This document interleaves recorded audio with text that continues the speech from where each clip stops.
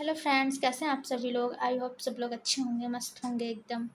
तो देखिए, आज हम आप लोगों के लिए सीटेट का क्लास लेकर के आए हैं हिंदी, जो 20 अगस्त 2023 को आप लोग का एग्ज़ाम है। उसमें हम लोग सबसे पहले हिंदी को कवर करेंगे, ठीक है। एक ही वीडियो में संपूर्ण हिंदी का क्लास आज हम लोग ख़त्म करेंगे। तो देखिए, सबसे पहले हम लोग भाषा के बारे में अध्ययन करेंगे, ठीक है। क्या है सबसे पहले? भाषा। एक मिनट। ओके, तो देखिए,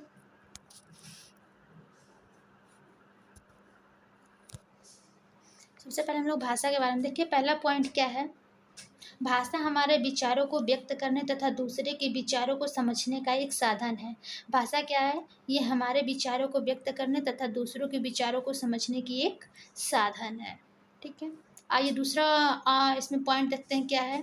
केवल संप्रेषण का माध्यम ही नहीं, इसके अन्य कुछ प्रकार्य हैं। तो देखिए, पहला क्या है? भाषा विचारों के आदान प्रदान करने के साधन के रूप में, ठीक है। जैसे कि जो हमारी भाषा है वो हमारे विचारों को आदान प्रदान करते हैं, तो भाषा एक तरह से हमारी साधन हो गई, ठीक है, कि हम अपने विचारों को आदान प्रदान करते हैं, एक दूसरे तक पहुंचाते हैं, दूसरे की बातों को अपने तक लाते हैं। तो वो एक साधन है, एक माध्यम है भाषा हमारा। और इसमें देखिए दूसरा पॉइंट क्या है? भाषा सामाजिक जीवन को सार्थक करने के रूप में। देखिए, जो हमारा सामाजिक जीवन होता है, हम भाषा के माध्यम से ही अपने सामाजिक जीवन के जो संबंध होते हैं, भाषा के माध्यम से ही हम अपना बनाते हैं। और तीसरा ऑप्शन है, ऑप्शन नहीं, पॉइंट, भाषा एक ज्ञान प्राप्ति के साधन के रूप में। और चौथा पॉइंट है, भाषा साहित्य, कला, संस्कृति और सभ्यता को विकसित करने में सहायक के रूप में। देखिए, जो भाषा हमारी होती है, हमारे साहित्य हो गए, कला, संस्कृति और सभ्यता होती है, जो उसको विकसित करने में सहायता करती है।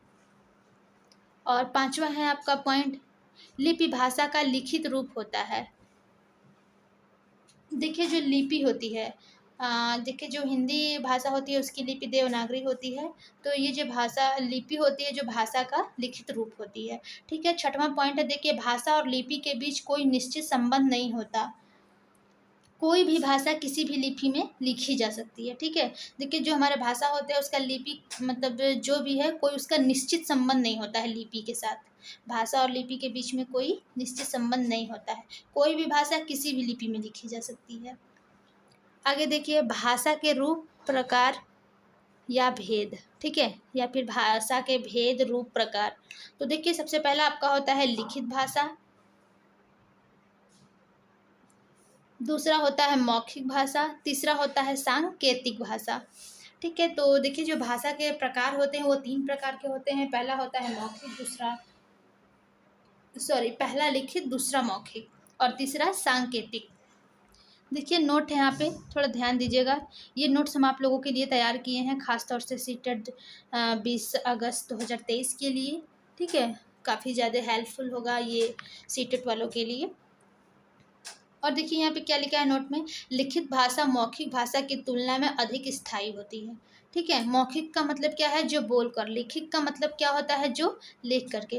देखिए, जो मौखिक भाषा होता है, आज कोई कुछ कहेगा, कल कोई कुछ कहेगा, लेकिन जो लिखित भाषा होती है, एक बार लिख दिया गया तो वो वही माना जाएगा, वो बदला नहीं जा सकता। लेकिन जो मौखिक होता है वो बदला जा सकता है। इसलिए देखिए, भारत का संविधान भी क्या है? लिखित है हमारा। अगला देखिए, हमारा टॉपिक है भाषा अर्जन, एक्विजिशन, ठीक है। तो देखिए, भाषा अर्जन में क्या है? देखिए, भाषा अर्जन की परिभाषा क्या होती है? सबसे पहले भाषा अर्जन की परिभाषा हम लोग पढ़ेंगे। तो देखिए, मनुष्य में जन्मजात क्षमता है भाषा को अर्जित करने की, जिसका प्रयोग करके मनुष्य वार्तालाप करना व भाषा का सहज रूप से प्रयोग करना सीख जाता है, बिना किसी विशेष प्रयास के। इसी को भाषा अर्जन कहते हैं। देखिए, यहाँ पे क्या कहा गया है कि जो मनुष्य होता है उसमें एक जन्मजात क्षमता होती है क्या करने की? भाषा को अर्जित करने की, ठीक है, जिसका प्रयोग करके मनुष्य जैसे कि वार्तालाप करना, भाषा का सहज रूप से प्रयोग करना सीख जाता है। और इसमें देखिए, वो कोई प्रयास नहीं करता है, ठीक है, बिना प्रयास के ही भाषा को अर्जित कर लेता है।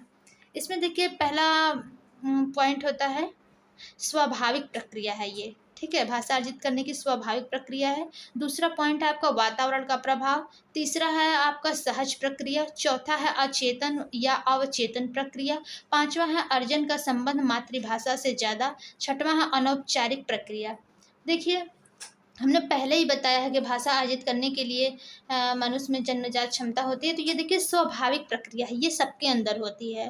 ठीक है, दूसरा पॉइंट है आपका वातावरण का प्रभाव। देखिए, जैसा आपका वातावरण रहेगा बच्चा वैसे ही सीखेगा। जैसे देख लीजिए कि जो भी बच्चा अपने संयुक्त परिवार में रहता है वो भाषा ग्रहण जल्दी करता है। ठीक है, भाषा जल्दी वो बोलने लगता है। लेकिन वहीं पे अगर जो बालक एकाकी परिवार में रहते हैं वो भाषा उतनी जल्दी विकास नहीं हो पाती उनके। ठीक है, और देखिए तीसरा है सहज प्रक्रिया। ये सहज रूप से हो जाता है। बच्चे जैसे अगल बगल अपने वातावरण में संपर्क आते हैं तो ये सब सहज प्रक्रिया को वो तुरंत सीख जाते हैं सुन करके। और चौथा है आपका अचेतन या अवचेतन। उन्हें ज्ञात नहीं होता है कि हम क्या बोल रहे हैं, क्या सीख रहे हैं, लेकिन वो सीख जाते हैं भाषा। ठीक है, और पांचवा देखिए क्या है, भाषा अर्जन का संबंध मातृभाषा से ज़्यादा। देखिए, जैसे कि जब बालक छोटा होता है तो वो उसकी जो माँ होती है, ठीक है, वो प्रथम शिक्षिका होती है उसकी माँ। तो जो भी भाषा अर्जन करता है बालक वो अपनी मातृभाषा यानी कि माता की भाषा से ज़्यादा संबंध रखता है। जो उसकी माता की भाषाएं होती हैं उसी से वो संबंधित भाषाओं को ग्रहण करता है। छठवां है आपका अनौपचारिक प्रक्रिया। अनौपचारिक प्रक्रिया से यहाँ पर देखिए क्या तात्पर्य है कि बच्चे में कोई रूल वूल नहीं है। ठीक है, कोई रूल नहीं है कि नहीं आपको कब सीखना है, कैसे सीखना है। बच्चा कहीं भी रहता है, किसी से भी कोई भी भाषा सीख लेता है। इसलिए होता है कि बच्चे को अच्छा माहौल दे, अच्छा वातावरण दे, ताकि बच्चा जो है वो अच्छा सीख सके। ठीक है, भाषा का प्रयोग अच्छा कर सके। वहीं देखिए गंदी बस्तियों में रहने वाले जो बालक होते हैं वो भाषा जैसे अर्जित तो करते हैं बट अच्छी भाषा नहीं बोलते हैं। ठीक है, वो भी गंदी मतलब जैसे आप समझ सकते हैं अच्छे भाषाओं का प्रयोग नहीं करते हैं, उल्टा सीधा कुछ भी सीख जाते हैं बच्चे। तो यहाँ पे अनौपचारिक प्रक्रिया का यही तात्पर्य है कि बच्चे में कभी कोई इसमें रूल नियम नहीं होते हैं। ठीक है, जहीं कहीं भी बालक जाएगा वो जो भी सुनेगा वो सीख जाता है वैसा ही। इसलिए बच्चे को अच्छा वातावरण देना चाहिए। अब देखिए यहाँ पर एक क्वेश्चन है कि भाषा अर्जन किस वजह से होता है। ठीक है, तो भाषा अर्जन किस वजह से होता है, आइए देखते हैं यहाँ पे क्या लिखा है। देखिए क्या लिखा है कि हमारे अंदर आंतरिक क्षमता है कि हम भाषा को स्वाभाविक रूप से अर्जित कर लें। ठीक है, हमारे अंदर आंतरिक क्षमता है कि हम भाषा को स्वाभाविक रूप से अर्जित कर लें अपने पर्यावरण से। जैसे जब से बच्चा पैदा होता है तब से परिवार वाले उससे बात करते हैं। जैसे बच्चों को भाषा आती है किंतु बच्चा ऐसे ही भाषा अर्जित करता है पर्यावरण से सुनकर, देखकर, बोलकर आदि। देखिए किसी का भी अगर जब बालक होता है तो जो घर के बड़े होते हैं माता पिता दादा दादी उससे बोल बोल के बात करते हैं। ऐसा लगता है कि जैसे बच्चे को भाषा आती है, वो हमारी भाषाओं को सुन रहा है, समझ रहा है। ठीक है, बट ऐसा होता नहीं है। लेकिन तो बच्चा धीरे धीरे ही सीखता है, ऐसे ही सुन सुन करके वो सीखता है। अपने पर्यावरण वातावरण सुनता है, देखता है, बोलता है। ठीक है, इसी के माध्यम से वो सीखता है। तो किस वजह से होती है, ये वही है कि देखिए एक आंतरिक क्षमता होती है स्वाभाविक रूप से अर्जित कर ले अपने पर्यावरण से। ठीक है, आगे देखिए क्या है आपका।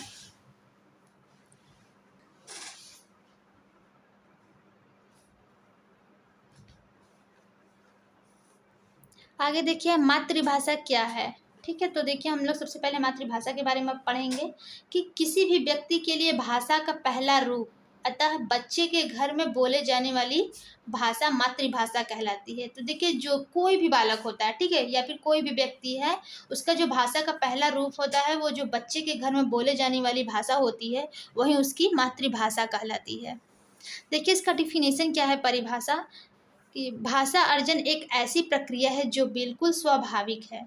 ठीक है, भाषा अर्जन एक ऐसी प्रक्रिया है जो बिल्कुल स्वाभाविक है। सामान्यतः बच्चा मातृभाषा का अर्जन परिवार से ही कर लेता है। स्कूल आने से पहले ही वे मातृभाषा से अपनी बात कहने व समझने में सक्षम हो जाता है। तो देखिए यहाँ पे क्या दिया है कि जो भाषा अर्जन होती है वो एक ऐसी प्रक्रिया होती है जो बिल्कुल ही स्वाभाविक होती है।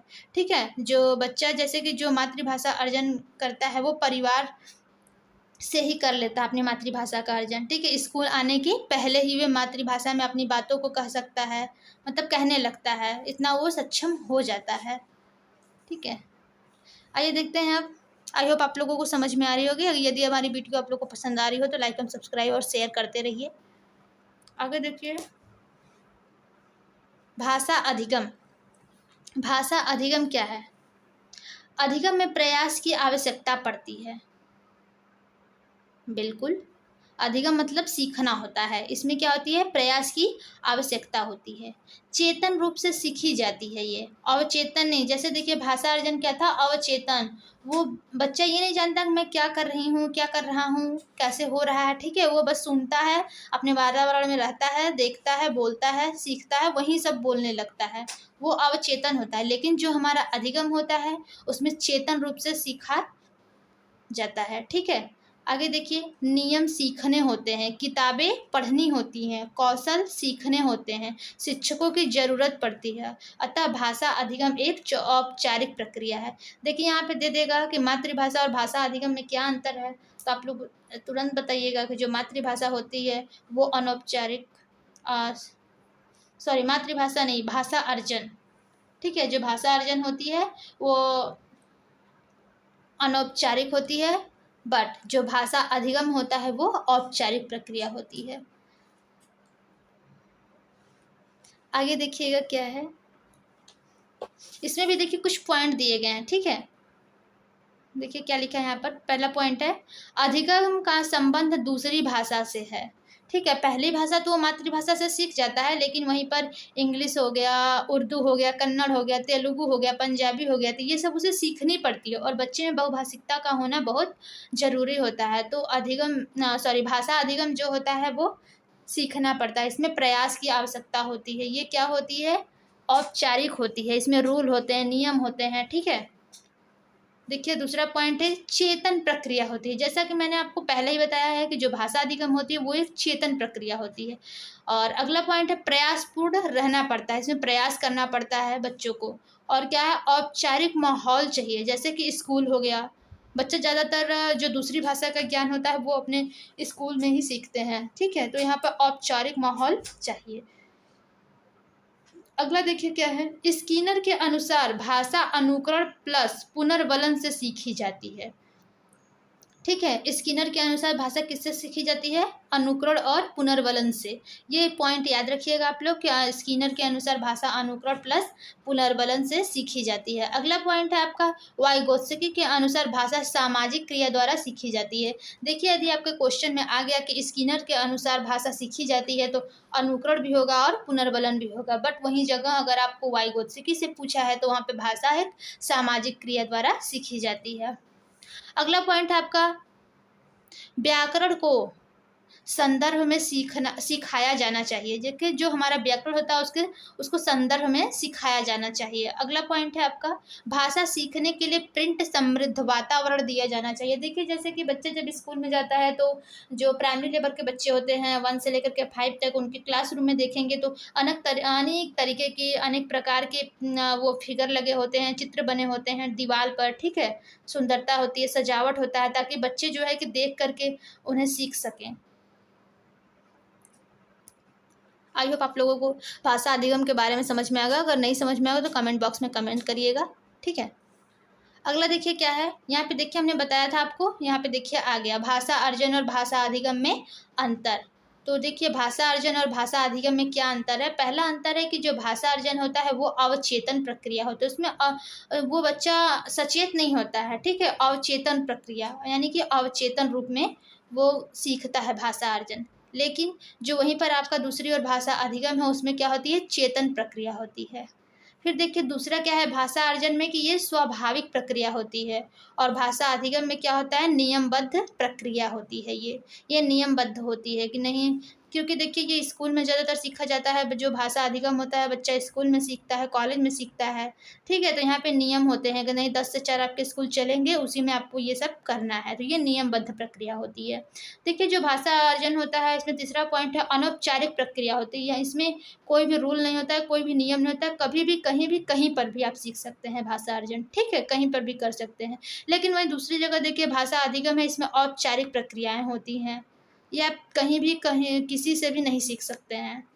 और देखिए भाषा अर्जन जो होता है ये मातृभाषा होती है, और जो भाषा अधिगम होता है ये आपकी दूसरी भाषा होती है। आगे देखिए क्या है।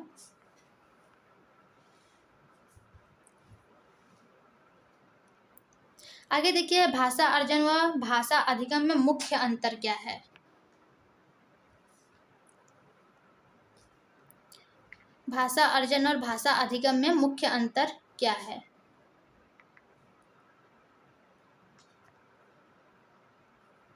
सबसे पहला अंतर देखिए होता है वातावरण का। ठीक है, जैसा वातावरण रहेगा उसी के अनुसार बच्चा भाषा अर्जन करेगा और भाषा अधिगम सीखेगा। ठीक है, और अगला पॉइंट है आपका मातृभाषा हमेशा अर्जित की जाती है। ध्यान दीजिएगा कि मातृभाषा जो होती है वो हमेशा अर्जित की जाती है। अगला पॉइंट है बच्चा एक से अधिक भाषाएं अर्जित भी कर सकता है। किससे? वातावरण से। ठीक है, जो मातृभाषा होती है वो हमेशा अर्जित होती है और जो बच्चा एक से अधिक भाषाएं भी अर्जित करता है वो किससे करता है? वातावरण से करता है। आगे देखिए क्या है। देखिए लक्ष्य भाषा क्या है? Target language. ये क्या होती है? दूसरी भाषा या स्कूली भाषा। ठीक है, दूसरी भाषा या स्कूली भाषा। आगे देखिए क्या है? मातृभाषा, मदर टंग। ठीक है, इसमें क्या है? भाषा का पहला रूप। इसको देखिए मातृभाषा को ही बोलते हैं भाषा का पहला रूप। दूसरा पॉइंट है इसमें भाषा हमेशा अर्जित करते हैं। ये आपका इम्पोर्टेंट है, ध्यान दीजिएगा। मातृभाषा जो होती है भाषा का पहला रूप होता है और हमेशा इसे अर्जित किया जाता है। आगे देखिए क्या है। इसमें पहला पॉइंट है आपका एनसीएफ भी कहता है। क्या कहता है? एनसीएफ भी कहता है कि बच्चे को प्राथमिक स्तर पर बच्चे की मातृभाषा का प्रयोग करने दो ताकि बच्चा स्वाभाविक तथा सरल प्रक्रिया से सीखेगा। ठीक है, जो हमारा एनसीएफ है, एनसीएफ 2005, ठीक है, कि बच्चे क्या कहता है कि जो बच्चा है वो प्राथमिक स्तर पर बच्चे की मातृभाषा का प्रयोग करने दो ताकि बच्चा स्वाभाविक तथा सरल प्रक्रिया से सीखे। देखिए जो छोटे बच्चे होते हैं 1 से लेकर के 5 तक, जो प्राइमरी लेवल पर बच्चे होते हैं, उन्हें अपनी मातृभाषा का प्रयोग करने देना चाहिए जिससे कि वो अपनी किसी भी समस्या को आपके सामने व्यक्त कर सके, बता सके। ठीक है, और उन्हें मातृभाषा में ही ज़्यादातर कोशिश करनी चाहिए कि उन्हें शिक्षा दिया जाए, ज्ञान दिया जाए ताकि वो स्वाभाविक रूप से समझ सके सरल प्रक्रिया से। इसमें देखिए पॉइंट क्या है कि बच्चे को स्वयं को अभिव्यक्त करने देंगे अपनी मातृभाषा में। देखिए अभी हमने ये बताया है कि बच्चे को स्वयं को अभिव्यक्त करने देंगे अपनी मातृभाषा में। कोई भी अपनी बात है उसकी, कोई भी अपने विचार है तो उसे अपनी मातृभाषा में कहने के लिए अब स्वतंत्र छोड़ देंगे। अगला पॉइंट है इसमें आपका मातृभाषा प्रयोग करने की वजह से बच्चे की भाषा में क्षेत्रीय भाषा का प्रभाव हो सकता है। जैसे सड़क को सरक बोलना। ठीक है, यह एक स्वाभाविक बात है। सड़क को सरक बोलना ये एक स्वाभाविक बात है। अगला पॉइंट है इसी में हम मातृभाषा, मदर टंग और बहुभाषा, ठीक है, बहुभाषा मल्टीलैंग्वेजिज्म को स्वीकार करते हैं कक्षा में। देखिए जो शिक्षक होते हैं वो मातृभाषा और बहुभाषिकता को स्वीकार करते हैं कक्षा में, दोनों को ही। अगला है आपका भाषा के विविध रूप। देखिए भाषा के विविध रूप क्या क्या होता है। पहला होता है मातृभाषा, ठीक है, मदर टंग, क्या इसे क्या कहते हैं? भाषा का पहला रूप। दूसरा होता है राष्ट्रभाषा, नेशनल लैंग्वेज। देखिए हमारी जो राष्ट्रभाषा है वो अभी कोई नहीं है। ठीक है, संवैधानिक तौर पर हिंदी भारत की राष्ट्रभाषा नहीं है। ठीक है, और यहाँ पे है राजभाषा, ऑफिशियल लैंग्वेज, वो क्या है? हिंदी। देखिए राजभाषा हिंदी को दर्जा कब दिया गया था? तो 14 सितंबर को दिया गया था। ठीक है, ये भी आप लोग ध्यान दीजिएगा, क्वेश्चन में आते रहते हैं। अगला देखिए पॉइंट इंपॉर्टेंट है कि भारत 1963 के OLA ऑफिशियल लैंग्वेज एक्ट, ठीक है, के तहत आर्टिकल 343(1) हिंदी भारत की राजभाषा है। 343(1) में कहा गया है कि जो हमारी हिंदी है वो भारत की राजभाषा है। और देखिए मानक भाषा क्या होता है? शिक्षा व कार्यालयी प्रयोग की भाषा, इसे हम लोग क्या बोलते हैं? मानक भाषा। ये आप लोग बेहद इंपॉर्टेंट है। भाषा के जो विविध रूप है इसे आप लोग ध्यान में रखिएगा। ठीक है, कि हमारी जो हिंदी है वो राष्ट्रभाषा नहीं है बल्कि क्या है? वो राजभाषा है। किस आर्टिकल में कहा गया है? 343(1) में। अगला देखिए क्या है, भाषा सीखने के चरण। सबसे पहला देखिए क्या होता है, कूकना, कुकिंग। जन्म से लेकर 6 सप्ताह तक बच्चा देखिए उस टाइम कूकता है, ठीक है, रोता है, कूकता है, जन्म से लेकर के 6 सप्ताह तक। और देखिए दूसरा है बलबलाना, बेबलिंग, ये 6 माह तक होता है। जब 6 माह के बाद बच्चा थोड़ा बड़ा हो जाता है तो वो बलबलाना स्टार्ट करता है, बेबलिंग करता है, ठीक है, 6 माह में। और देखिए तीसरा है आपका एक शब्द चरण, 1 वर्ड स्टेज। जब बच्चा 1 साल का हो जाता है तो वो एक शब्द बोलने लगता है। और चौथा है आपका टेलीग्राफिक व 2 शब्द चरण। इसमें क्या, ये कितने समय तक समय में होता है, 18 माह से 24 माह तक, या 1.5 वर्ष से 2 वर्ष तक। पांचवा है आपका लंबे उच्चारण, 2 साल से 4 साल में बच्चा करने लगता है। ये देखिए जो भाषा सीखने के चरण है इसको आप लोग ध्यान से देखिएगा, ठीक है, काफ़ी इम्पोर्टेंट है ये। प्रीवियस ईयर क्वेश्चन पेपर में आ चुका है। कूकना किस सप्ताह, कितने माह, वो सॉरी, कितने समय का हो, कितने समय पर किया जाता है, कितने समय पे या फिर होता है, ठीक है। बेबलिंग का भी क्वेश्चन पूछा जा चुका है।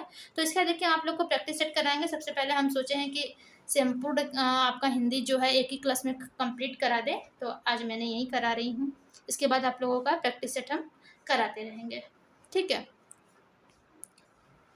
आगे देखिए इसी में क्या है, प्रोफेसर स्मिथ के अनुसार जो बच्चा देखिए 1 साल में होता है वो 3 शब्द बोलने लगता है, 2 साल में 272 शब्द बोलता है, और 5 साल में 2072 शब्द बोलने लगता है। किसके अनुसार है, प्रोफेसर स्मिथ के अनुसार। ये ध्यान दीजिएगा, क्वेश्चन पूछा हुआ है प्रीवियस ईयर में, तो आप लोग थोड़ा ध्यान दीजिएगा इस पर। आगे देखिए क्या है,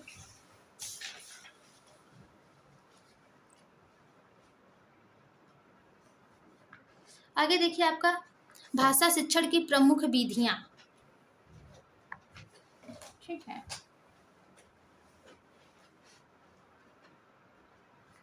हम लोग भाषा शिक्षण की प्रमुख विधियों के बारे में यहाँ पर अध्ययन करेंगे। सबसे पहला है देखिए आपका व्याकरण विधि, दूसरा है व्याकरण अनुवाद विधि, तीसरा है प्रत्यक्ष विधि, और चौथा है सम्मिश्रण विधि, और पांचवा है संप्रेषण परक विधि,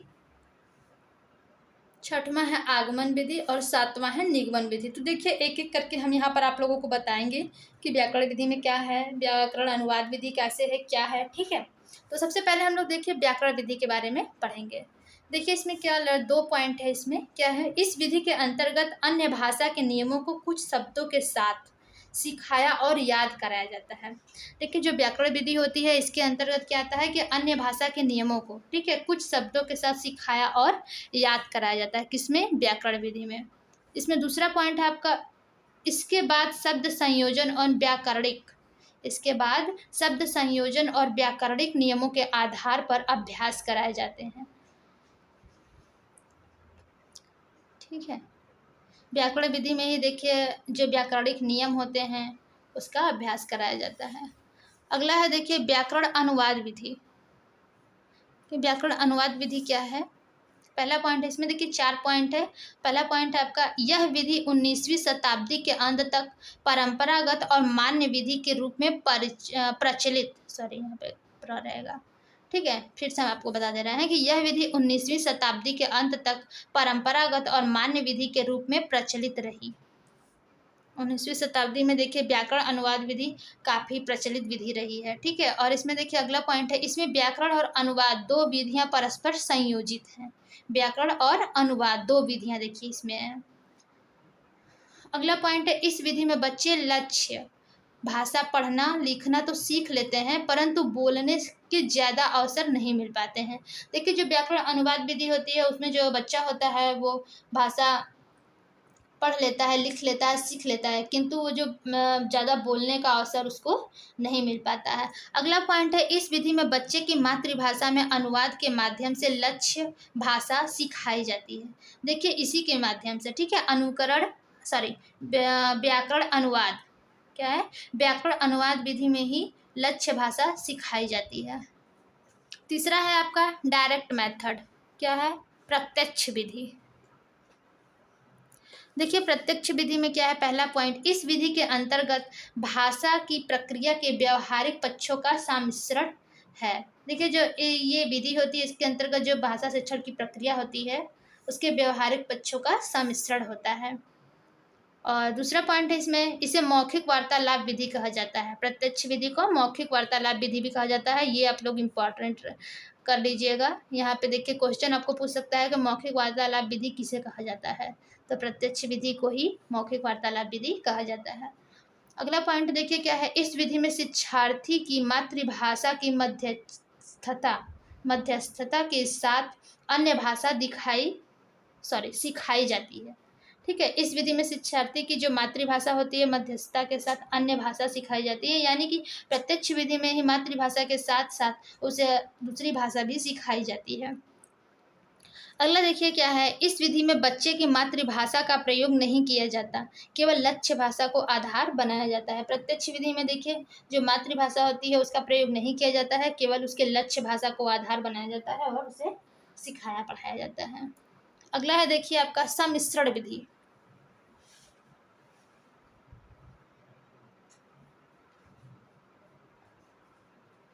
देखिए सम्मिश्रण विधि में क्या है,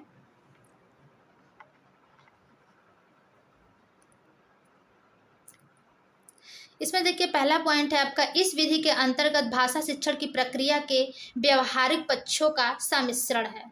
ठीक है, ये जो सम्मिश्रण विधि होती है इसमें जो शिक्षण की प्रक्रिया होती है उसमें व्यवहारिक पक्षों का सम्मिश्रण होता है। और अगला पॉइंट है, इस सम्मिश्रण विधि में शिक्षक भाषा शिक्षण के विभिन्न उद्देश्यों के अनुरूप और शिक्षण प्रक्रिया के विभिन्न चरणों पर किसी भी विधि का चयन कर सकता है। ठीक है, जो ये सम्मिश्रण विधि होती है इसमें शिक्षक भाषा शिक्षण के विभिन्न उद्देश्यों के अनुरूप शिक्षण प्रक्रिया के विभिन्न चरणों पर किसी भी विधि का चयन कर सकता है। अगला है देखिए आपका संप्रेषण विधि। संप्रेषण से तो आप लोग समझ ही रहे होंगे कि कम्युनिकेटिव मेथड ये होता है। ठीक है, इसमें देखिए पहला पॉइंट है आपका, प्रत्यक्ष विधि की प्रक्रिया को और शुद्ध बनाते हुए संप्रेषण परक विधि का विकास हुआ। ठीक है, जो प्रत्यक्ष विधि की प्रक्रिया होती है उसे और शुद्ध बनाते हुए संप्रेषण परक विधि का विकास हुआ। अगला पॉइंट है इसमें, भाषा प्रयोग सीखने में ही भाषा की संरचना सीखना है, यानी कि भाषा प्रयोग सीखने में ही भाषा की संरचना सीखना है।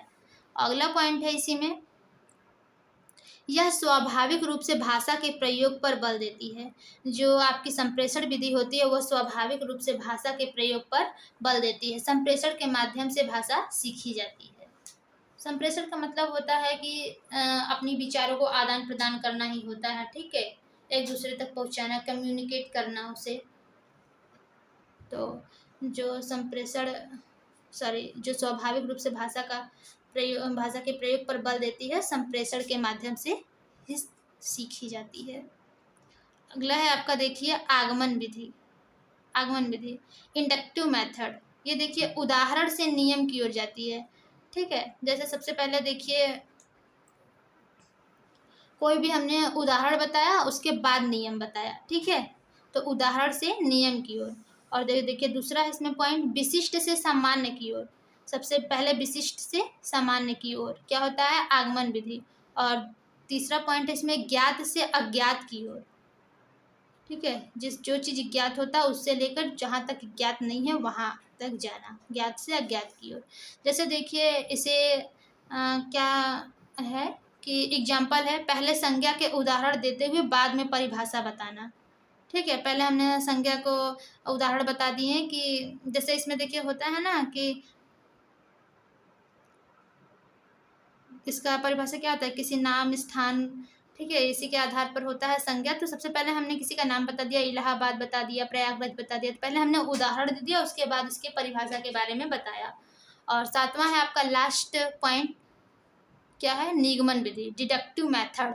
ये देखिए नियम से उदाहरण की ओर होता है। ठीक है, सबसे पहले परिभाषा बताएंगे, उसके बाद हम उदाहरण बताएंगे। और अगला पॉइंट इसमें सामान्य से विशिष्ट की ओर। जैसे इसमें एग्जाम्पल देखिए, पहले परिभाषा बताना, फिर उसके बाद उदाहरण व प्रश्न हल करवाना। आई होप इतना आप लोग को भाषा से संबंधित सब कुछ समझ में आ गया होगा। ठीक है, हमने भाषा की प्रमुख विधियां पढ़ी, उसके बाद हमने उधर अधिगम पढ़ा था, अर्जन पढ़ा था, भाषा के विभिन्न रूप। ठीक है, और भाषा अर्जन अधिगम में अंतर पढ़ा था। तो ये आप लोग थोड़ा ध्यान से पढ़िएगा और कॉपी पेन लेकर के नोट्स भी बनाते रहिए। ये आप लोगों के लिए वेरी वेरी इंपॉर्टेंट है, आप लोगों के लिए ये नोट्स, और काफ़ी यूजफुल भी है। अगला देखिए हम लोग जीन पियाजे के बारे में पढ़ेंगे। ठीक है। हम लोग जीन पियाजे के बारे में अब अध्ययन करेंगे। देखिए सबसे पहले इनका पॉइंट है अहम केंद्रित वाक, ठीक है। और दूसरा पॉइंट है इसमें जीन पियाजे ने भाषा को संज्ञानात्मक विकास के लिए बहुत महत्वपूर्ण नहीं माना है, ठीक है। जीन पियाजे जो है वो भाषा को संज्ञानात्मक विकास के लिए बहुत महत्वपूर्ण नहीं माना है। देखिए अहम केंद्रित वाक क्या होता है? अहम केंद्रित का मतलब क्या होता है कि जैसे देखिए जो बच्चा होता है वो खुद से ही बोल बोल के बात करता है। देखिए यहाँ पे लिखा गया है ना, अहम केंद्रित वाक क्या होता है? तो अहम केंद्रित वाक का मतलब होता है कि बच्चा खुद से ही बोल बोल के बात करता है। किस वर्ष में करता है? 2 से 6 वर्ष की उम्र में बोल बोल के बात करता है, ठीक है। ये आप लोग ध्यान दीजिएगा, अहम केंद्रित्व से कई बार प्रीवियस ईयर में क्वेश्चन आया हुआ है। इसको देखिए हम लोग प्रैक्टिस सेट में भी इसका करेंगे जिक्र, इसके बारे में आप लोगों को बताएंगे। और देखिए अब बहुत कम समय बचा है आप लोगों के लिए, मात्र 20-25 दिन बचा हुआ है, तो इसमें हम आप लोगों का सीटेट की तैयारी कम्प्लीटली करवा देंगे। आप लोग हमारे चैनल पे इसी तरीके से बने रहिए लर्न विथ अल्पना के साथ। देखिए हम लोग पढ़ेंगे भाषा एवं विचार, क्या है? पियाजे के, ठीक है। पहला पॉइंट है इसमें जीन पियाजे कहते हैं कि पहले विचार आया फिर भाषा आई। जीन पियाजे जी कहते हैं कि पहले विचार आई, उसी को व्यक्त करने के लिए भाषा आई, ठीक है। और दूसरा पॉइंट यही इसमें है कि जीन पियाजे ने कहा है कि विचार से भाषा आता है और विचार भाषा को सुनिश्चित भी करता है, ठीक है। इनका कहना है कि पहले विचार आया और उसी को व्यक्त करने के लिए फिर भाषा आई। और अगला पॉइंट इन्होंने क्या कहा है कि पहले जीन पियाजे ने कहा है कि विचार से भाषा आता है, जो आपके मन में विचार है उसी के अनुरूप आपका भाषा आता है, और जो विचार होती है वो भाषा को सुनिश्चित भी करता है। और ये आगे पढ़ते हैं, देखते हैं इसमें क्या है। आप जीन पियाजे के बारे में देखिए उतना ही था। अब आगे हम लोग लेव वाइगोत्स्की के बारे में पढ़ेंगे। ये भी देखिए काफी इंपॉर्टेंट है लेव वाइगोत्स्की जी भाषा के क्षेत्र में, सीटेट में, ठीक है। देखिए सबसे पहला पॉइंट इसमें क्या है कि बालक भाषा अपने परिवेश से अंतःक्रिया करते हुए सीखता है। हमने पहले ही बताया था कि अगर लेव वाइगोत्स्की जी आते हैं तो आप यहाँ पे सामाजिकता अगर कहीं भी दिया है ऑप्शन में तब तुरंत उस पर करिएगा, क्योंकि ये सामाजिक सांस्कृतिक सिद्धांत इन्होंने ही दिया है। कौन? लेव वाइगोत्स्की ने, ठीक है। तो देखिए यहाँ पे इन्होंने दिया ही है पहला पॉइंट में कि जो बालक होता है भाषा अपने परिवेश से अंतःक्रिया करते हुए सीखता है। अगला पॉइंट है इनके अनुसार निजी भाषा यानी कि प्राइवेट स्पीच बालक के संज्ञानात्मक विकास में सहायक होती है। देखिए वहाँ पर क्या था कि जीन पियाजे जो होते हैं वो बालक के संज्ञानात्मक विकास में सहायक नहीं होती है, ठीक है। लेकिन इन्होंने कहा है कि जो निजी भाषा या बालक के संज्ञानात्मक विकास में सहायक होती है। और देखिए इन्होंने क्या बताया है अगला पॉइंट में कि लेव वाइगोत्स्की कहते हैं, ठीक है। तीसरा पॉइंट लेव वाइगोत्स्की कहते हैं कि भाषा मानव की सर्वश्रेष्ठ यंत्र है।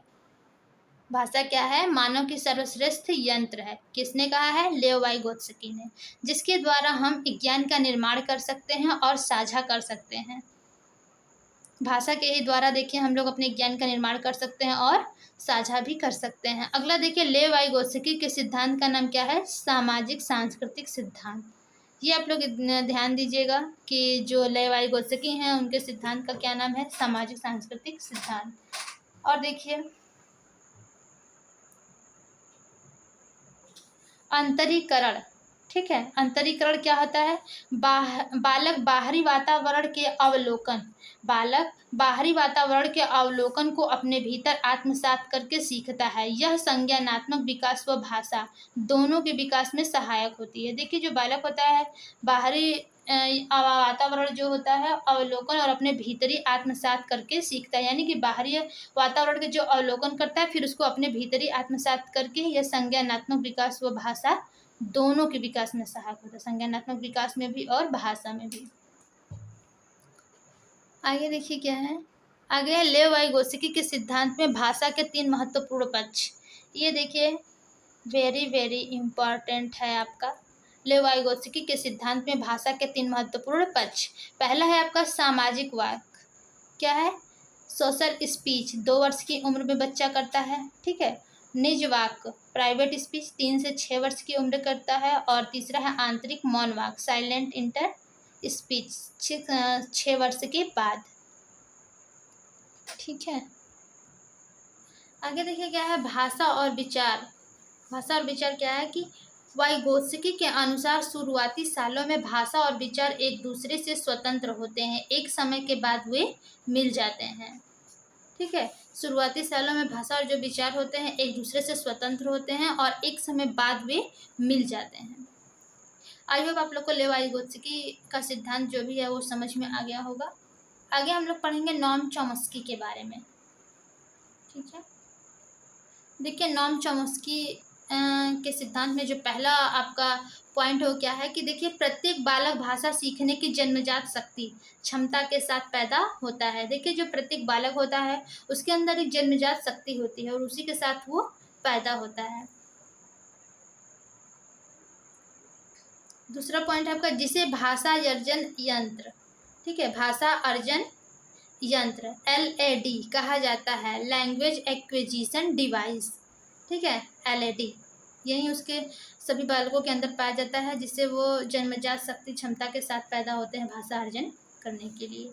अगला है आपका विश्व की सभी भाषाएं एक ही मूल व्याकरण से समृद्ध हैं जिसे समझने में भाषा अर्जन यंत्र LAD हमारी सहायता करती है। ठीक है, देखिए जो LAD हमारी है भाषा अर्जन यंत्र जिससे लैंग्वेज एक्विजिशन डिवाइस करते हैं, ये हमारी भाषा यंत्र है जिसे कि सभी भाषाएं, ठीक है, सभी भाषाओं को अर्जन करने में ये हमारी सहायता करती है।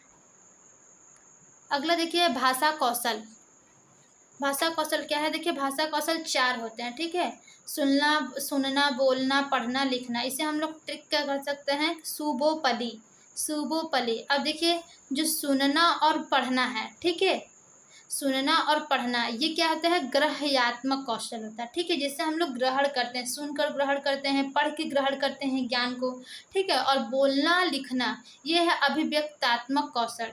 ठीक है, लिख करके हम अभिव्यक्त करते हैं, किसी भी चीज़ों को बोल करके अभिव्यक्त करते हैं। तो ये देखिए ध्यान से आप लोग पढ़िएगा, ये बहुत बार एग्जाम में आप लोग को पूछा गया है कि ग्रहयात्मक कौशल कौन होते हैं, अभिव्यक्तात्मक कौशल कौन होते हैं। तो देखिए जो ग्रहयात्मक कौशल होते हैं सुनना और पढ़ना होता है, अभिव्यक्तात्मक कौशल जो होता है पढ़ना और लिखना होता है। एक ट्रिक है वहीं सुबोपली, इससे आप लोग सेंटर वाइज याद करिएगा, पहला तीसरा ग्रहयात्मक, दूसरा चौथा अभिव्यक्त्यात्मक। और आगे देखिए क्या है, आगे देखिए भाषा कौशल का मनोवैज्ञानिक क्रम। देखिए अगर आपको क्या बोलते हैं कि ट्रिक वाइज करेंगे सुबोपली तो भी वैसे ही आएगा, और जो अगर पूछ दिया आपको कि भाषा कौशल का मनोवैज्ञानिक क्रम क्या होता है, तो पहला होता है सुनना, दूसरा बोलना, तीसरा पढ़ना, चौथा लिखना। ठीक है, और देखिए इसी में कुछ मुख्य पॉइंट है कि क्या है, इसको हम लोग पढ़ के बता रहे हैं आपको कि भाषा के मुख्य चारों कौशल सुनना, बोलना, पढ़ना, लिखना एकीकृत व अंतः संबंधित है। यानी कि ये चारों एक दूसरे से अंतः संबंधित हैं। देखिए हमने पहले भी बताया था और यहाँ भी बता रहे हैं कि सुनना और पढ़ना ग्रहयात्मक कौशल होता है, बोलना और लिखना अभिव्यक्तात्मक कौशल होता है। आगे देखिए पॉइंट है आपका कि भाषा कौशल सुबोपली क्रम में सीखे जाते हैं, परंतु केवल इसी क्रम में सीखे जाते हैं ऐसा नहीं है। देखिए सुबोपली के क्रम में सीखे जाते हैं लेकिन इसी क्रम में सीखे जाते हैं ऐसा भी नहीं है। ठीक है, देखिए सबसे पहले सुनना से क्या है, बच्चों को सुनने का मौका देंगे। ठीक है, बच्चे को सुनने को मौका देंगे। दूसरा पॉइंट इसमें बच्चों से शब्द का उच्चारण करवाना। तीसरा है कहानी व कविता सुनाना। बच्चों को पहले सुनाएंगे, ठीक है, उनको सुनने का मौका देंगे, उच्चारण करवाएंगे और कविता सुनाएंगे। और अगला देखिए क्या है, बोलना।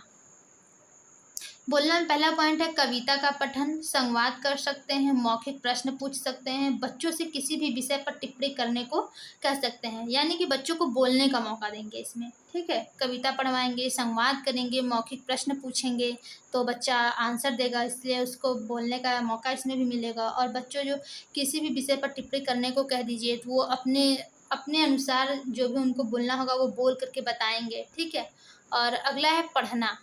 पढ़ना में क्या है, पढ़ने के कौशलों का वाचन भी कहते हैं, पढ़ने के कौशलों को वाचन भी कहते हैं। पढ़ना यानी कि वाचन। तो देखिए पढ़ना क्या होता है, मौन पठन होता है पहला, दूसरा होता है सस्वर पठन, ठीक है, साइलेंट रीडिंग और लाउड रीडिंग। तो देखिए जो मौन पठन होता है उससे क्या क्या हमें हेल्पफुल मतलब क्या क्या सहायता मिलती है। तो देखिए मौन पठन से बच्चे का ध्यान बेहतर होगा, तेजी से पढ़ सकेगा, ज़्यादा विषय पढ़ सकेगा। देखिए जो मौन पठन होता है इससे जो ध्यान होता है वो एकत्रित होता है, ठीक है, एकाग्र होता है और तेजी से पढ़ सकता है। जैसे बोल कर अगर कोई बच्चा पढ़ता है तो कम बोल पढ़ता है, लेकिन जब वो मन में पढ़ता है तो ज़्यादा पढ़ पाता है, ठीक है, और ज़्यादा विषय भी पढ़ सकता है उससे, ठीक है, मन से पढ़ने में। और देखिए सस्वर पठन में क्या है, बच्चों का उच्चारण अच्छा होगा, इससे बच्चों का जो बोलने की शक्ति होती है वो अच्छी होगी, उच्चारण अच्छा होगा, सुनने और बोलने के कौशल बेहतर होंगे, इससे जो सुनने और बोलने का कौशल होता है वो बेहतर होता है। सस्वर पठन से रस भी आता है, ठीक है, सस्वर पठन से रस भी आता है। अगला है आपका लिखना।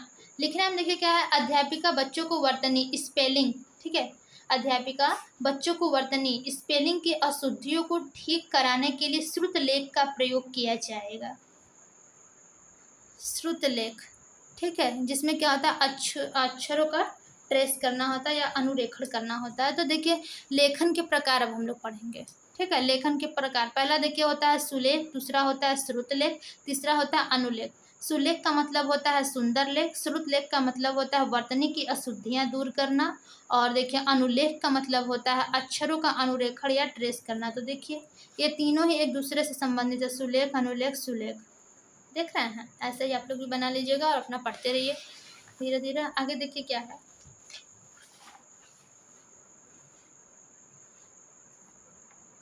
अब हम लोग देखिए पढ़ेंगे भाषाई विकार, ठीक है, लैंग्वेज डिसेबिलिटीज,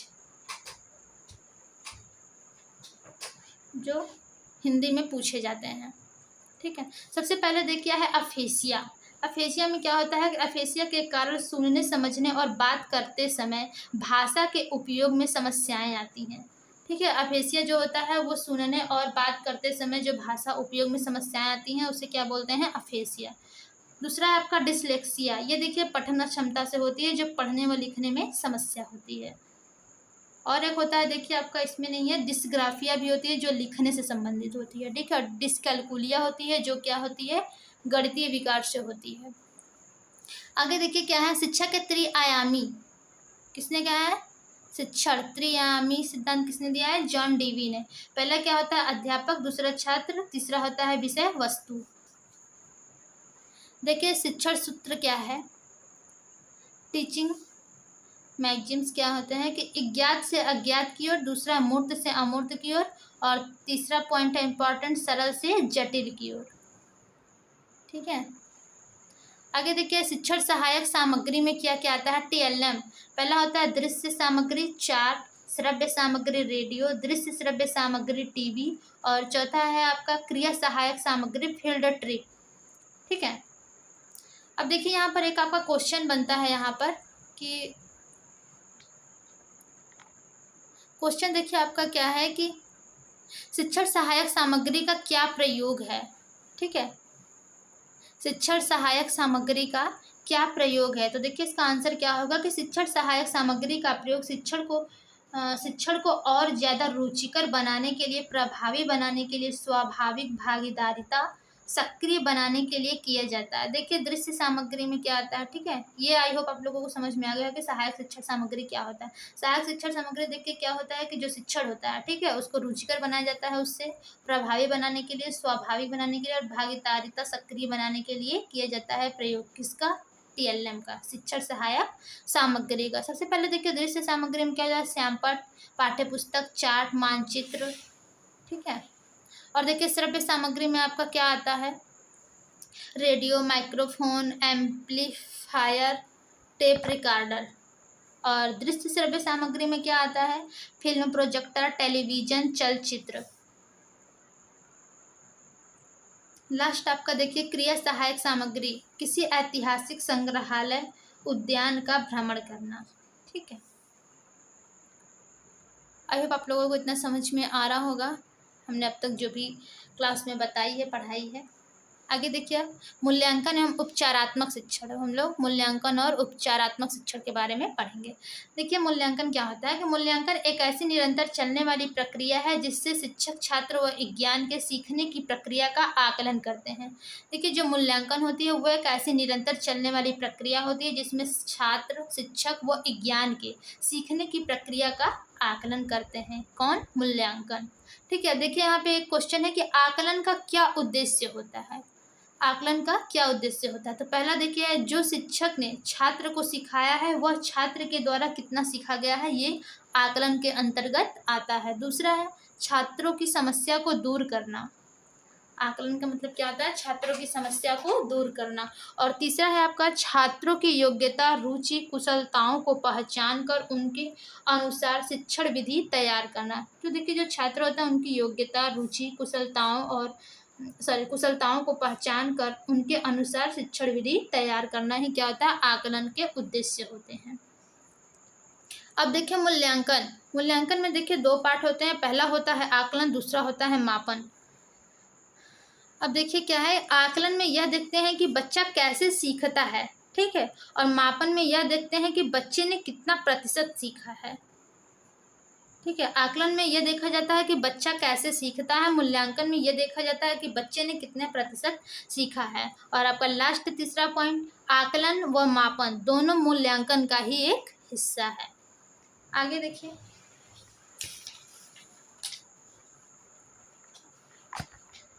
देखिए, निदानात्मक परीक्षण। ठीक है,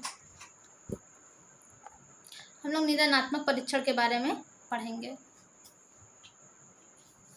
डायग्नोस्टिक टेस्ट। देखिए निदानात्मक परीक्षण में क्या है कि जब शिक्षक छात्रों को किसी विषय में कार्य करने को देता है और उसमें छात्र असफल या कठिनाई अनुभव करता है तो छात्र की असफलता व कठिनाई के पीछे का कारण जानना ही निदान कहलाता है। ठीक है, यहाँ पे देखिए आप लोग को समझा दे रहे हैं कि निदानात्मक क्या होता है कि समस्याओं की पहचान करना। एक लाइन में आंसर कि समस्याओं का पहचान करना। देखिए जब कोई भी शिक्षक होता है जो छात्रों को किसी भी विषय में कार्य करने के लिए देता है और जब उसमें छात्र असफल हो जाता है या फिर कठिनाई अनुभव करने लगता है तो छात्र की असफलता व कठिनाई के पीछे क्या कारण है, ठीक है, यही जानना क्या कहलाता है? निदान, डायग्नोस्टिक टेस्ट। अगला है देखिए आपका उपचारात्मक शिक्षण। देखिए रेमेडियल टीचिंग। ठीक है, उपचारात्मक शिक्षण ये देखिए क्या है कि जब शिक्षक बच्चों की कमियों को दूर करके दोबारा से शिक्षण करता है, जब शिक्षक बच्चों की कमियों को दूर करके दोबारा से शिक्षण करता है तो वह उपचारात्मक शिक्षण कहलाता है। देखिए जब शिक्षक जो होता है पहले बच्चे का जो समस्याएं होती हैं उसके बारे में पता लगा देता है कि क्या समस्या है, तो ये आप उसका निदान हो जाता है। फिर निदान का फिर उसकी कमियों को दूर करता है। ठीक है, जो निदान में उसकी कमियां होती हैं फिर उसकी कमियों को दूर करने के लिए दोबारा शिक्षण करवाता है तो वो क्या हो जाता है? आपका उपचारात्मक शिक्षण हो जाता है। देखिए यहाँ पर नोट क्या है, नोट में दिया गया निदान के बाद उपचारात्मक शिक्षण किया जाता है। अगला है आपका उपलब्धि परीक्षण। देखिए उपलब्धि परीक्षण में क्या है कि इस परीक्षण का प्रमुख उद्देश्य यह अनुमान लगाना होता है कि शिक्षण कार्यक्रम से शिक्षार्थी ने क्या सीखा है। ठीक है, इस परीक्षण का प्रमुख उद्देश्य होता है किसका? उपलब्धि परीक्षण का, कि शिक्षण कार्यक्रम से शिक्षार्थी ने क्या सीखा है।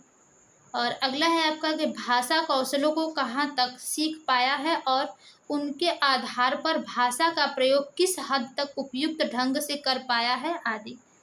ठीक है, इसमें देखिए उपलब्धि परीक्षण में देखा जाता है कि जो भाषा के कौशल है वो कहाँ तक सीख पाया है और उनके आधार पर भाषा का प्रयोग किस हद तक उपयुक्त ढंग से कर पाया है। ये सब आपके उपलब्धि परीक्षण के अंतर्गत आता है। अगला है आपका दक्षता परीक्षण। देखिए दक्षता परीक्षण में क्या है,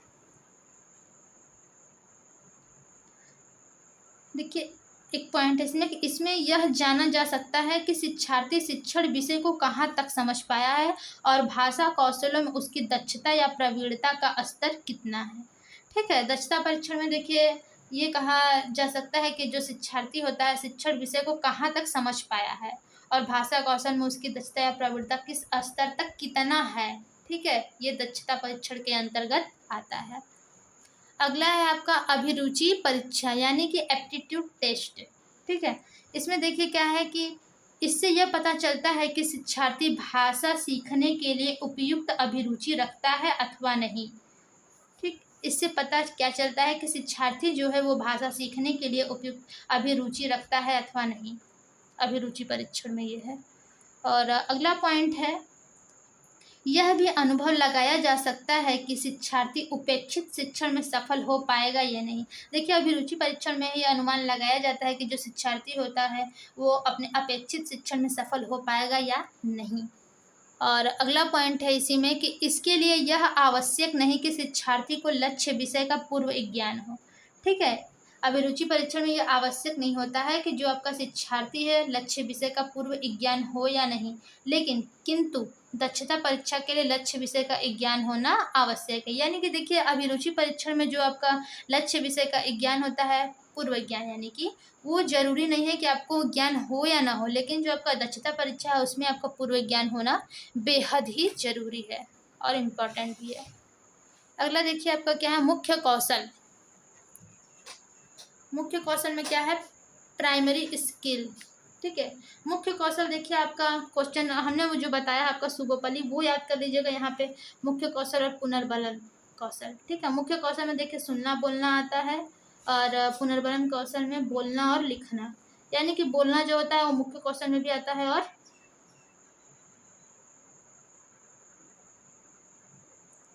पुनर्बलन कौशल में भी आता है। अब देखिए हम लोग बहुभाषिकता के बारे में पढ़ेंगे कि बहुभाषिकता क्या है। देखिए, इसमें पहला पॉइंट है, एनसीएफ बहुभाषिकता को संसाधन मानता है। जो हमारा एनसीएफ 2005 है वो बहुभाषिकता को संसाधन मानता है। और इसी में देखिए दूसरा पॉइंट है, बहुभाषिकता का मतलब एक ही कक्षा में कई भाषा बोलने वाले बच्चे होना। देखिए, बहुभाषिकता का मतलब क्या होता है कि जो एक ही कक्षा में बच्चे होते हैं वो कई भाषा को बोलने या जानने वाले होते हैं, उन्हीं को बहुभाषिकता कक्षा बोलते हैं। यहाँ पे बहुभाषिकता से यही तात्पर्य है। अगला पॉइंट है आपका यहाँ पर कि बहुभाषिक कक्षा में बच्चे के मातृभाषा को संसाधन के रूप में प्रयोग किया जाता है। जो बच्चे का मातृभाषा होता है उसे क्या संसाधन के रूप में प्रयोग किया जाता है, क्योंकि बच्चा जब सबसे पहले वो अपनी मातृभाषा का ही प्रयोग करता है, उससे ही अपने विचारों को व्यक्त करता है। फिर बाद में वो जब अपनी कक्षा में जाता है तो बहुभाषिकता का अपने टीचरों से अन्य छात्रों से ग्रहण करता है। जैसे कोई छात्र उसमें में संथाली बोल रहा है, उर्दू बोल रहा है, पंजाबी बोल रहा है, उड़िया कन्नड़ या फिर कोई भी लैंग्वेज बोल रहा है, तो दूसरा बालक जो है जो केवल अपनी मातृभाषा हिंदी को ही जानता है, ठीक है, तो वो धीरे धीरे वो सीखता है कक्षा में, यानी कि दूसरों के संबंध में। तो जो उसकी मातृभाषा हो जाती है वो एक संसाधन के रूप में कार्य करती है। देखिए, अगला है इसमें आपका पाठ्य पुस्तक, जिसे बोलते हैं टेक्स्ट बुक। ये देखिए क्या होता है, इसमें पहला पॉइंट है, कई संसाधनों में एक संसाधन है। जो पाठ्य पुस्तक होता है ये कई संसाधनों में से एक संसाधन होता है, लेकिन एकमात्र संसाधन नहीं। देखिए, जो पाठ्य पुस्तक होता है वो आपको कई संसाधनों में से एक साधन होता है, यानी कि एक संसाधन होता है, लेकिन एकमात्र संसाधन नहीं होता है। ठीक है, जो आपकी पाठ्य पुस्तक है देखिए रंग बिरंगी होनी चाहिए। ठीक है, जैसे बच्चों को अट्रैक्टिव लगे, बच्चे ज़्यादातर आकर्षित हो उससे, रंग बिरंगे पुस्तकों को देख करके जो छोटे बच्चे होते हैं जल्दी ही आकर्षित हो जाते हैं, उनका पढ़ने में मन लग जाता है, जल्दी से सीख भी जाते हैं रंग बिरंगी वस्तुओं को देख करके। और आपका अगला है इसी में कि आसान भाषा में होना चाहिए, यानी कि बोलचाल भाषा में। जो आपका टेक्स्ट बुक होता है पाठ्य पुस्तक वो आसान भाषा में होना चाहिए, जिससे कि बच्चे की बोलचाल की भाषा हो वो जल्दी आसानी से उसमें सीख जाए। और देखिए अगला उसी में पाठ्य पुस्तक कैसा होना चाहिए, तो व्यवहारिक ज्ञान पर आधारित होना चाहिए। जो आपका पाठ्य पुस्तक है वो व्यवहारिक ज्ञान पर आधारित। अगला पॉइंट है इसी में बच्चे के स्तर के अनुरूप होनी चाहिए। ठीक है, यदि छोटा बच्चा है तो उसके अनुरूप रंग बिरंगी होनी चाहिए, आसान शब्दों में होनी चाहिए, व्यवहारिक होनी चाहिए। ठीक है, बच्चे के स्तर के अनुरूप होनी चाहिए क्या टेक्स्ट बुक। अगला हम लोग पढ़ेंगे त्रिभाषा सूत्र। ओके, देखिए अब हम लोग यहाँ पर त्रिभाषा सूत्र पढ़ेंगे। क्या है 1964 और 66, ठीक है, 1964 से 66 में कोठारी आयोग द्वारा त्रिभाषा सूत्र की संकल्पना दी गई। देखिए जो हमारा कोठारी आयोग 1964-1966 में आया था, ठीक है, इसी में त्रिभाषा सूत्र की संकल्पना को दी गई थी, जिसमें पहली क्या है, पहली भाषा के रूप में मातृभाषा या क्षेत्रीय भाषा को पढ़ाया जाए। देखिए कोठारी आयोग में कहा गया था कि जो पहली भाषा हमारी होगी वो मातृभाषा के रूप में, ठीक है, पहली भाषा के रूप में जो हमारी मातृभाषा है वो, या फिर क्षेत्रीय, उस क्षेत्र की भाषा को पढ़ाया जाए जिस क्षेत्र में बालक रहता है, ठीक है।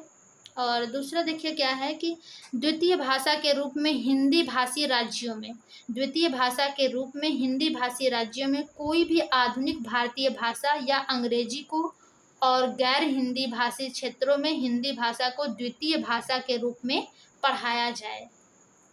काफ़ी लंबा है ये, बट हम आप लोगों को देखिए समझा रहे हैं कि देखिए जो पहली भाषा होती है वो मातृभाषा या क्षेत्रीय भाषा होनी चाहिए, और देखिए जो दूसरी भाषा होती है आपकी वो हिंदी भाषी राज्यों में कोई भी आधुनिक भारतीय भाषा होनी चाहिए या फिर अंग्रेजी, ठीक है, अंग्रेजी हो, और गैर हिंदी भाषी क्षेत्रों में जहाँ पे हिंदी नहीं पढ़ाया जाता है वहाँ पे द्वितीय भाषा के रूप में पढ़ाया जाए। जैसे देखिए इधर हम लोग पहली भाषा हिंदी पढ़ते हैं और इंग्लिश पढ़ते हैं, लेकिन देखिए जैसे अगर आप तमिल में चले जाइए, उधर केरला वगैरह में चले जाइए, तो वहाँ पे उन लोगों की प्राथमिकता किस में होती है, तमिल भाषा पढ़ते हैं, तो उन लोगों के लिए दूसरी भाषा हिंदी या इंग्लिश रखी गई है, ठीक है। अगला देखिए है आपका यहाँ पर कि तृतीय भाषा के रूप में हिंदी भाषी तथा गैर हिंदी भाषी दोनों राज्यों में अंग्रेजी या कोई भी ऐसी आधुनिक भारतीय भाषा जिसे द्वितीय भाषा के रूप में न पढ़ाया गया हो। देखिए जो हमारा तृतीय भाषा होता है यह हिंदी भाषी क्षेत्रों में या फिर गैर हिंदी दोनों राज्यों में, या तो वो अंग्रेजी पढ़े या फिर कोई भी ऐसी आधुनिक भारतीय भाषा पढ़े जिसे द्वितीय भाषा के रूप में न पढ़ाया गया हो, ठीक है। आई होप आप लोगों को समझ में आ गया होगा त्रिभाषा सूत्र के बारे में।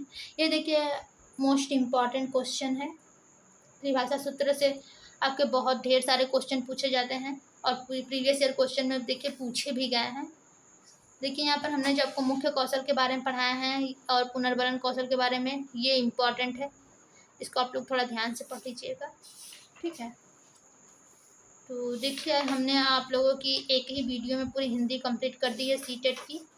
आप लोग अपना कॉपी पेन लेकर के नोट्स बना लीजिए, और देखिए बेहद आप लोग के लिए यूजफुल ये क्लास रहने वाली है। आप लोग हमारे चैनल पर इसी प्रकार से ऐसे ही बने रहिए, और आगे भी हम आप लोगों को वीडियो प्रोवाइड करते रहेंगे, सीटेट का सभी प्रैक्टिस सेट करते रहेंगे। अभी तक देखिए जो लोग हमारे चैनल को लाइक एवं सब्सक्राइब नहीं किए हैं, लाइक एवं सब्सक्राइब कर दीजिए।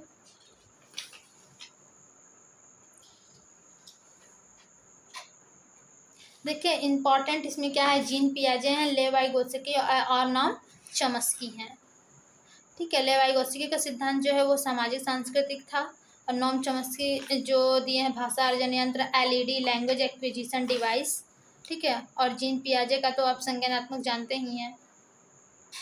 अहम केंद्रित वाक्य के बारे में जान लीजिएगा, जो बच्चा खुद से ही बोल बोल के बात करता है, ठीक है। तो आज के लिए बस इतना ही, ऐसे ही आप लोग बने रहिए हमारे चैनल पर, लाइक और सब्सक्राइब कर दीजिए। आज के लिए बस इतना ही, थैंक यू।